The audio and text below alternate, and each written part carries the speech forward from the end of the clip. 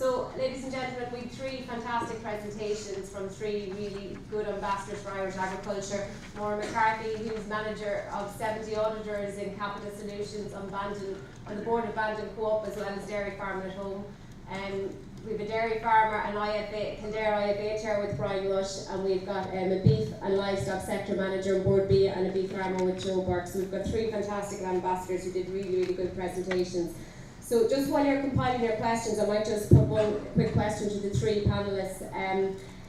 You all had your topics before you went out your Nuffield travels. Did your experience with Nuffield change your mindset in any way? Okay. Funny you should ask me that one, Mary. I suppose, as you see in what I said in the brochure there, I was a very reluctant soldier. The whole concept of women in agriculture for me was, you know, we're on the same pitch, we're playing off the same field. And that was probably because I was coming from a board where women were quite, you know, I won't say dominant, but we were there. And I assumed it was the case across the board, and it wasn't. So for me, having travelled around the world and coming back, I see that you know, there is an awful lot to be gained by having diversification. By diversification, I mean, yes, gender diversification, but also knowledge diversification.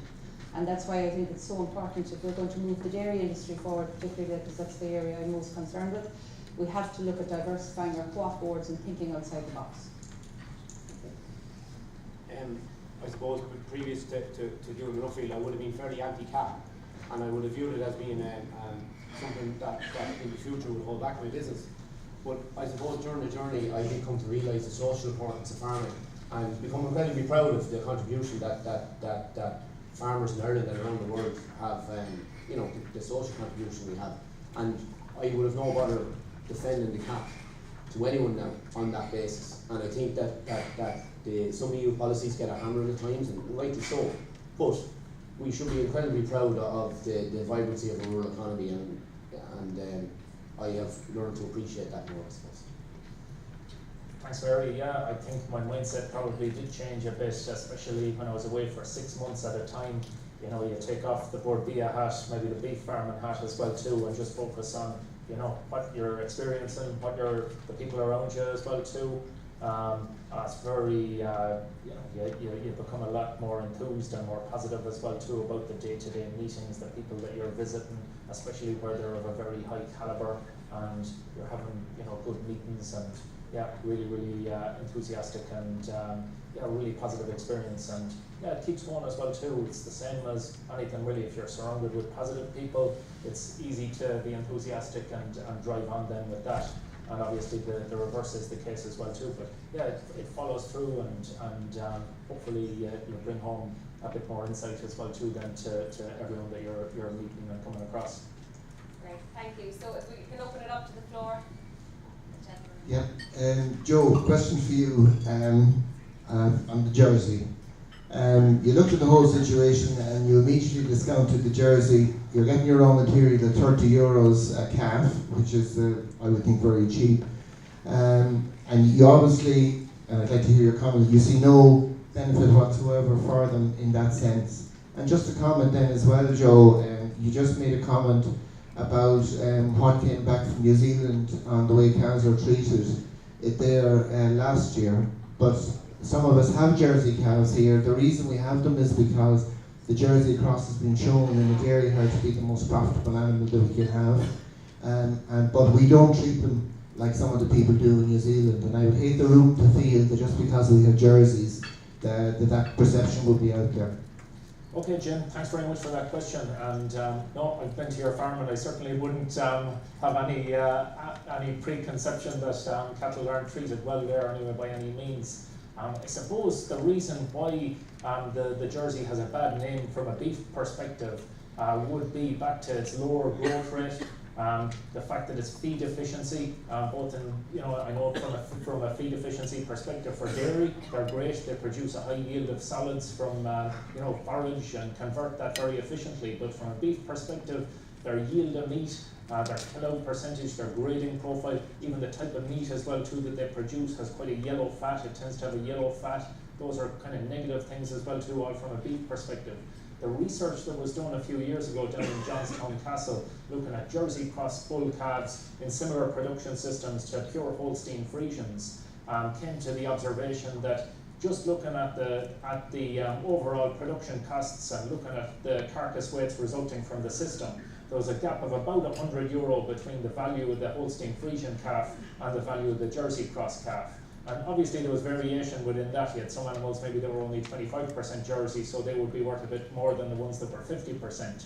That didn't even take into account the price discount either. That was assuming a flat price. If there was a price discount, for example, of 20 or 30 cents a kilo, even on top of that for poorer grading, you could be talking about a price differential of upwards of €150 between them, which would mean, Jim, that you'd be giving somebody €50 maybe to take the Jersey calf away. Now, you know, I'm not suggesting that you should go and do that, but you know, they're the type of issues that are there, and I realise that, you know, that's the breeding that is making sense from a dairy perspective and is very efficient at producing kilograms of milk output. But we need to be mindful, I suppose, of the other issues and where possible, maximising the value of the calves and the saleability and using more beef crossing where possible.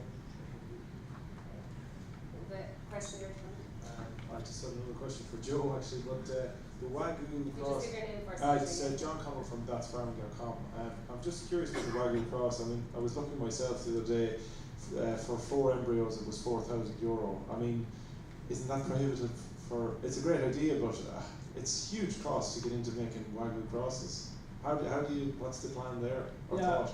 Well, actually, just using artificial insemination, just ordinary conventional artificial insemination. A couple of the AI companies, I know Dove have access to, I think, 2 Wagyu bulls, purebred Wagyu bulls in their stud through a couple of European producers. So it wouldn't actually be that prohibitive from a cost perspective to inseminate dairy females with Wagyu semen. And you know, obviously that calf over in New Zealand, they're actually coming from mainly a Jersey cross background. So, you know, the Wagyu itself isn't reputed for being a top quality muscular beef carcass or anything like that. A lot of the value of the cuts is actually in the marbling and the 4/4 cuts, obviously the loin cuts as well too, and even the round cuts. It adds an awful lot of value in marketing, having the name Wagyu and everything that's associated then with that around marbling and premium. And there's more and more demand for that in Europe, as well as in, you know, the Middle East and Dubai and California. And, you know, it's the kind of fashionable theme at the moment. And that particular producer, they couldn't keep up with the level of demand that was there coming from some of those different niche markets. It's never going to be huge, but you know, at 30,000 at the moment, and it's growing every year over there, I definitely think that there would be room for something similar here. Any questions back here?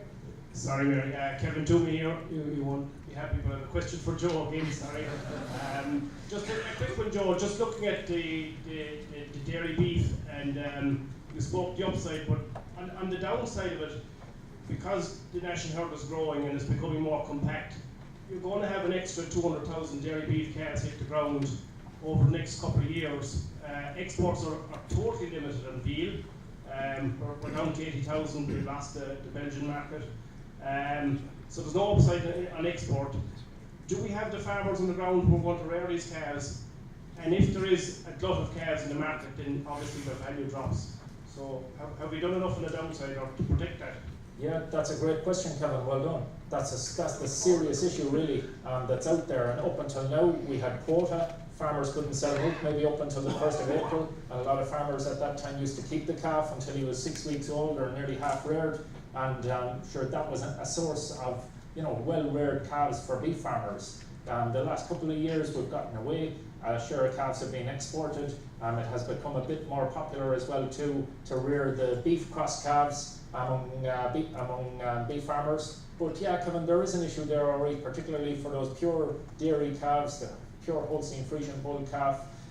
We had at certain times there last spring bad weather conditions. Boats didn't get going, didn't get shipping with calves, and the calf buyers then weren't in the marts buying the calves, and calves came back in price. Those Holstein Friesians came back in price significantly. So I think it's important that, you know, for that reason, Johnstown Castle as well too down in Wexford would go back to rearing calves. They did some trials previously already, bringing the calves all the way through from a week old Now they're just operating with beef cross calves and they're already reared when they're coming in. So I think it'd be better to try and develop the skills and have a centre of excellence, as you have with Moore Park for dairy, as you have with Grange for suckler beef. Have the same down in Johnstown Castle, ideally, to show farmers exactly, you know, the pitfalls and stumbling blocks with rearing calves and bringing them all the way through. Okay, we have time for just 2 more questions. So if there's questions for Laura or Brian. Sorry, Jerry Jiggins. Joe, and you probably have answered the question, but what else you've around the research? One of your key points on your recommendations were to, some of the issues that are there in research. What specifically, apart from calf rearing, would you like to see done, both in the marketing of the dairy cross animals and on the production systems that we're currently advising? Yeah, definitely, Jerry. I suppose the beef crossing really, and trying to develop as many niche markets as possible that return a premium to a producer. Obviously we have a big supply and it's increasing year on year, the Angus and Hereford, but not just to be purely reliant on those, have as many niches as possible, trying to be selling as much of our beef into premium markets as possible. I saw in New Zealand and in Australia they have a category of animals called manufacturing bulls. So they're basically just bulls that are run on grass, they don't feed them concentrates, they just finish them in the cheapest possible manner. But in that market you're dealing with commodities, you're relying on, just deboning the carcass and selling the beef, then the resulting beef more or less in the same markets into which you'd be selling cull cow beef. So at times the manufacturing beef might be strong and you might get a price rise, at other times you wouldn't be getting much more for those so-called manufacturing bulls as you would for cull cows. So that's the risk that's there in having too many plain cattle. And having as many cattle, I suppose, it's become a much coined phrase now, having as many of them just normal standard in-spec cattle, and then on top of that having as many of the premium cattle, the bonus category animals as possible. Okay, 2 more, Roberta and Sean. So Roberta, if you'd like to go first. Okay, thanks Mary. Roberta MacDonald, 2016 scholar. I have a question for Brian and one for Maura. So Brian, I agree completely with what you're saying about the agricultural industry. We need to pull together, we need to tell our own story, but is it more of a role here for everybody being involved? We're talking about a health issue here. If there's young children that are being, I suppose, these diets are being promoted to, we're talking about education issues. We're also talking about tourism issues for agriculture, for Ireland in general. So it doesn't any longer just become agriculture on its own. So how do we approach that? And then for Maura, I suppose this, I just want to get your insights on it. We're at the Nuffield Ireland conference today, and a lot of exceptional minds and very positive people in the room, but it still seems difficult to say he or she. We hear a lot about men's roles, and I suppose how do we change it? Is it from the top down, or what are we talking about doing from changing it to everyday language? And you can go first, I'll go first. Cheers. Just, Roberta, it's a great question. I suppose just on the diet issues, and I suppose it's important to highlight this, that I came up, it's very, very strong in Canada at the minute, it's targeting teenage girls about the evils and the moral implications of drinking milk. And when in fact it's been proven that reduced calcium consumption at that age results in osteoporosis in later life, for women. The crowd that are fighting against dairy farming will never, ever attempt to say that. Obviously, it won't suit their agenda. Like my view on this, that social licence and the growth of the primary production sector is so important, and it affects everyone. It affects all our agri industry. It affects rural economies, everything. And there's not a person. Like, I suppose a quote I pulled is when farmers are prosperous, our nation is prosperous. When farmers are in trouble, our nation's in trouble. And that sums it up. So part of my recommendations in my report, I would have said that we have a vehicle already there, right? But we need more input, and the people who are allocating resources need to allocate more. And I'm talking about everyone within the industry, all stakeholders. So there needs to be, you try to bring people together, and you do have different minds, but I genuinely, they've done it in other countries because they view this as a cause, and it is a cause, that it brings people together. So I would say it's actually everyone's, this is everyone's job, this is everyone's responsibility. because there is simply too much at stake. There's genuinely too much at stake. Hope that answers some part. Sorry. Okay, just to talk, maybe just to pick up a small bit actually on what Brian has said there, because one of the experiences I had, I was in Israel and I met a lady and her husband who had 160 dairy cows, and they didn't have a successor, so they decided to make their business into literally a business. And they put in 2 robotic milkers, and they filled in what was their parlour pit, etc., and made it into an interactive centre. And the reason they did that was that the farmer's wife was a biology teacher, and she was teaching teenage girls again, and had a big concern that they just weren't aware of where the milk came from. They opened the fridge door and it was there. They didn't understand the provenance of the food. So she had developed a business which was generating a nice income. She had stopped teaching and she was actually providing a service to the Department of Health, which was also doing, they have the equivalent of a transition year, and she was providing into that as well. So that's just following on from what Brian said.